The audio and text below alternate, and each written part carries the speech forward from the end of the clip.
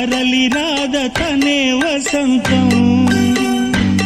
తన దరికి రాని వనాల కోసం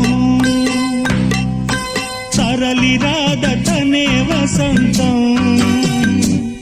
తన దరికి రాని వనాల కోసం గగనాల దాకా అలసాగకుంటే మేఘాల రాగం ఇలా చేరుకోదా తరలి రాద తనే వసంతం తన దరికి రాని వనాల కోసం